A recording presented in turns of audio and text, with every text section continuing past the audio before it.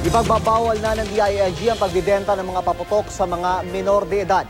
Sa datos kasi ng DOH, pabata ng pabata ang mga nabibiktima ng paputok. Balitang hatid ni Cara David.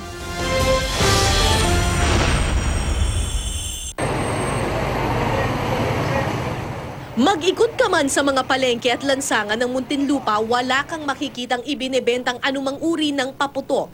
May ordinansa kasi ang syudad, total ban on firecrackers. At dahil dito, noong nakaraang pagsalubong sa bagong taon, 2 lang ang naitalang biktima ng paputok sa Muntinlupa. Confiscation and arrest.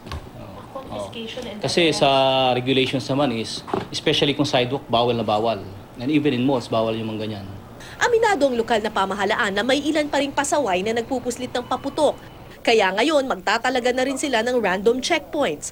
Kung sa Muntinlupa, bawal magbenta ng anumang klase ng paputok, sa ilang probinsya sa bansa, lantaran ng bentahan, pati na ng iligal na paputok tulad ng Piccolo. Sa Ilocos Norte, muntik nang maputulan ng 3 daliri ang batang ito dahil sa sumabog na Piccolo. Sa bayan naman ng Uwas, sa Albay, paso at sugat sa muka at iba pang parte ng katawan ng inabot ng isang grade 5 pupil nang masabugan ng mga inipong pulbura. Ayon sa DOH, nakakabahalang pabata ng pabata ang biktima ng paputok. 6 hanggang 15 taong gulang ang karaniwang nasasabugan ng ipinagbabawal na Piccolo. Dahil dito, utos ng DILG, bawal nang magbenta ng paputok sa mga menor de edad. Pananagutin ang sinumang mahuhuling nagtitinda sa mga kabataan. Inatasan ni DILG Secretary Melcenen Sarmiento ang Bureau of Fire Protection at Philippine National Police na lalo pang paigtingin ang pag-inspeksyon sa mga establishmentong nagbebenta ng paputok. Pero kung ang lokal na pamahalaan ng Muntinlupa ang tatanungin, kung nais daw talagang masugpo ang problema, tuluyan ng ipagbawal ang pagbebenta. Nasa market na kasi, inalaw mo magbenta. Kahit sino makakabili naman dyan.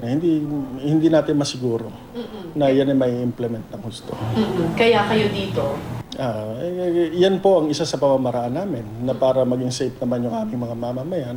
Wala na lang magbebenta.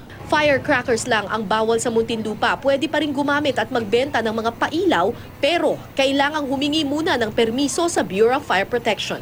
Paalala naman ng Metro Manila Council sa mga lokal na opisyal, sumunod sa 2011 resolution ng Konseho na humihikayat ng pagtatakda ng designated firecracker zone sa kanilang lugar. It urges all local government unit to provide a common space for its fireworks display ng kanyang mga residents to discourage citizens from lighting up firecrackers and fireworks from their homes.